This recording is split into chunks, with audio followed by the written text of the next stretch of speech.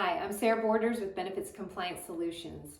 Wanted to make a quick video to talk about the OSHA ETS, hot off the press, goes into effect November 5th. And so there's a couple of things that I wanted to talk to you about. There's a lot of helpful FAQs, which we'll link in the comments below as well.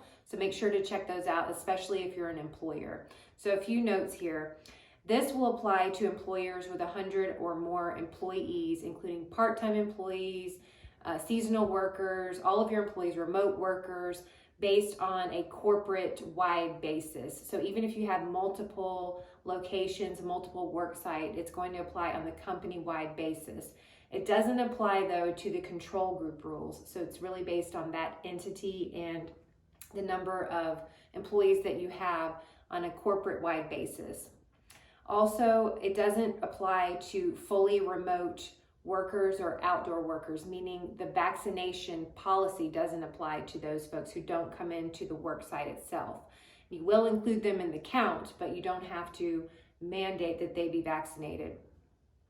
Also, it talks a lot about which COVID-19 tests are going to be acceptable. So under the ETS, you can require employees to be vaccinated, fully vaccinated, or you can allow them to have weekly testing done and require face mask coverings.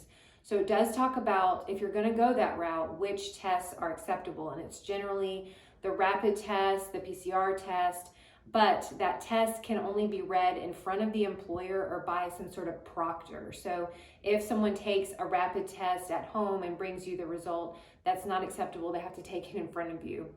So who has to pay for the test? The employer can pay for it, but you don't have to. In some cases, there may be state and local laws, though, that say that you have to, so you have to follow those.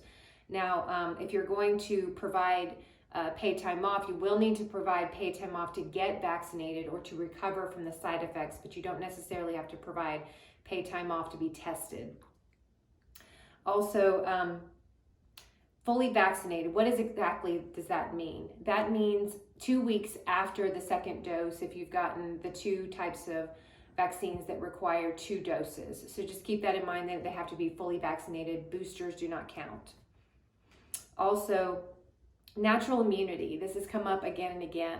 This is not sufficient for vaccination status. So it goes through 5 pages or so of analysis as to why natural immunity is not the same thing as being fully vaccinated. So in essence, at this point anyways, having had COVID beforehand is not the same thing as being fully vaccinated. And therefore, even if they had COVID, they need to be fully vaccinated or be subjected to testing and mask wearing.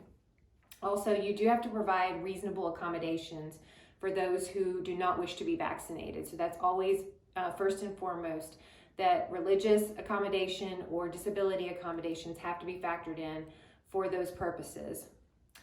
Also, you do not have to track or maintain records of boosters. Again, it's only the very first vaccines, the 2-dose methods.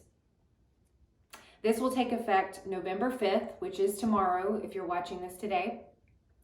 And the employers will have until December 5th, which is 30 days after the effective date of this rule, to put policies and procedures in place. And then as of January 4th, employees must be fully vaccinated or provided the reasonable accommodation. So make sure to check out the FAQs. They are very, very helpful. Make sure to bookmark them and refer back to them. And we will provide additional updates just as soon as we can. So thanks so much for watching. Have a great day.